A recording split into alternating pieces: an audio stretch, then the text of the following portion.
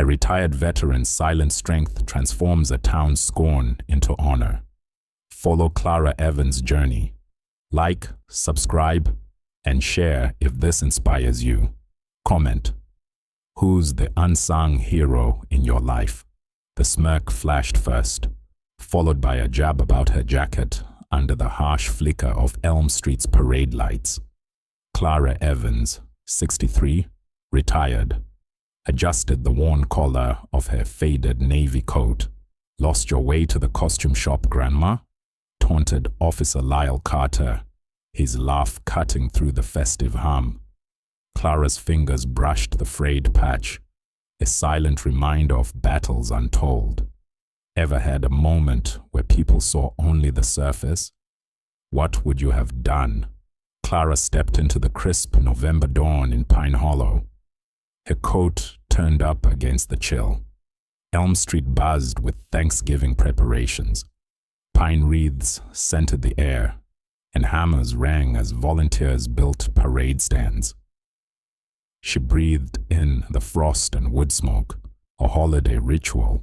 The coat, threadbare but cherished, held memories of desert nights and lost comrades, stories she kept close. In this town, it was just fabric until others judged it. Pine Hollow awoke around her as Clara crossed to the cafe.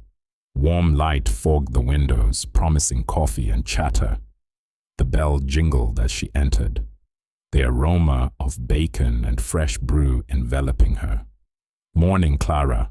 Cold one today," called Hank, a retired mechanic from his booth. "Sure is, Hank," she replied softly, nodding. Lila, the server, smiled. "Coffee's ready." "Your spot?" Clara settled by the window, watching the town's rhythm. Leela brought coffee and toast, whispering, "On the house. You tip better than most." Clara smiled, tucking bills under the saucer. Later, she helped old Tom fix a shaky ladder, securing a loose shingle. He offered payment, but she refused. "You'd do the same?" she said, patting his shoulder. Heading back, she spotted Lyle and Officer Reese striding down Elm Street, their uniforms crisp. Lyle's smirk landed on her coat. "Vintage war relic?" he quipped, loud enough to carry. Reese chuckled as Clara slipped into the cafe. Lila glared out the window, but Clara paid silently, nodding thanks, her mind on past parades and absent friends. By morning, whispers about her coat spread through Pine Hollow, fueled by online gossip. At the grocery, shoppers bustled, carts overflowing. Clara's coat, once a shield, now drew stares. She dropped coins in a charity bucket and moved through aisles, retrieving fallen cans for an elderly man who muttered thanks before hurrying off. Near the bakery, Lyle and Reese lingered, their voices sharp. "Military wannabe?" Lyle said, loud enough for nearby ears. Reese angled his phone to record, the red light blinking.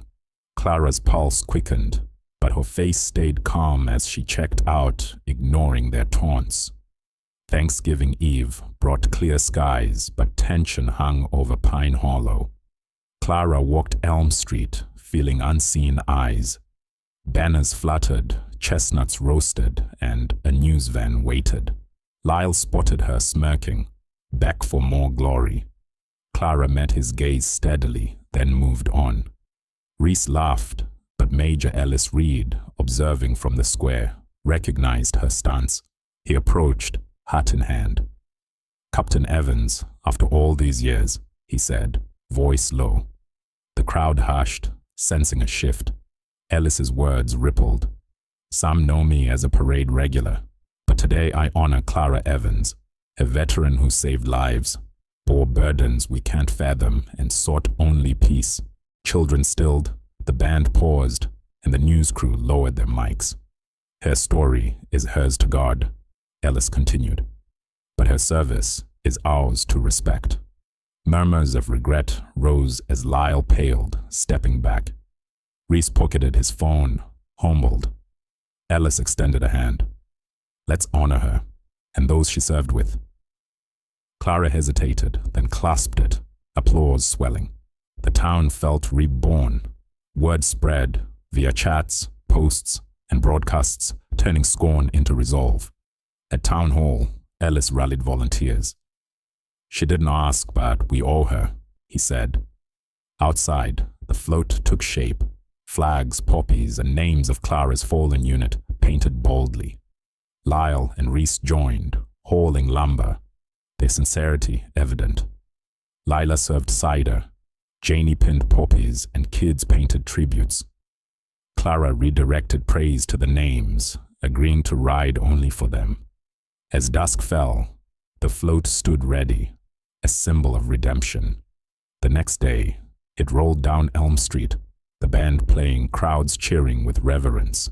Clara stood tall, flags in hand from Ellis, who named her comrades: Sergeant Tom Hale, Corporal Mia Lopez, Specialist Eric Dunn.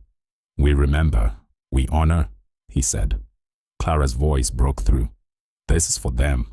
Unseen sacrifices. Choose to see, choose to honor." The square rose, veterans saluting, poppies distributed. As the crowd dispersed, Clara told Ellis, "Let's not wait again." The town, bathed in golden light, vowed to remember, its bonds strengthened by her quiet courage. As the last echoes of the parade faded, Pine Hollow buzzed with a new energy. The golden sunlight lingered on Elm Street, reflecting off the polished float and the faces of those who lingered, reluctant to let the moment end. Clara stepped down, her hand still clutching the commemorative flags, their fabric soft against her calloused fingers. Children approached, offering small drawings of poppies and flags, their eyes wide with admiration.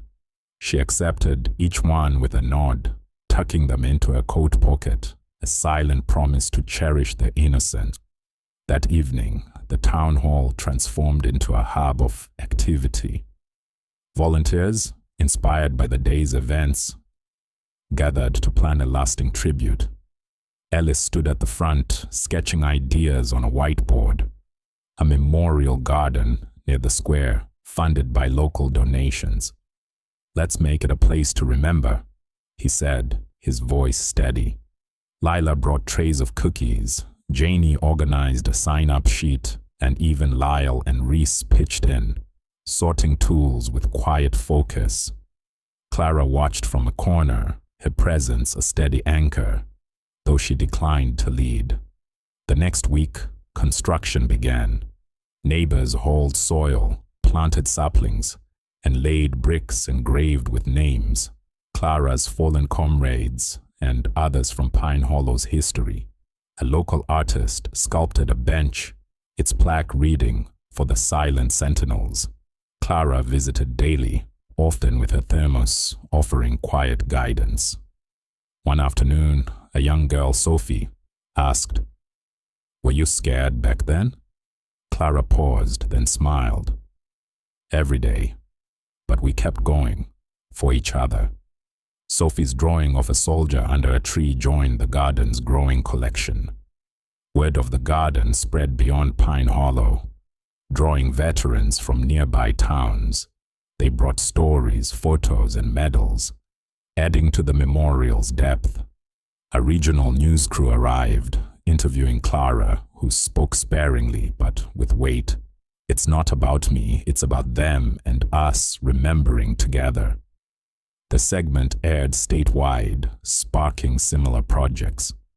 Months later, at the garden's dedication, a crowd gathered under spring blossoms. Ellis unveiled a statue of a figure in a worn coat, head high, symbolizing all unseen heroes. Clara placed a poppy at its base, her eyes glistening. "This is home now," she whispered. The town cheered, their bond forged anew. Her story asks, who will you honor next? Share below, like, subscribe, and spread this.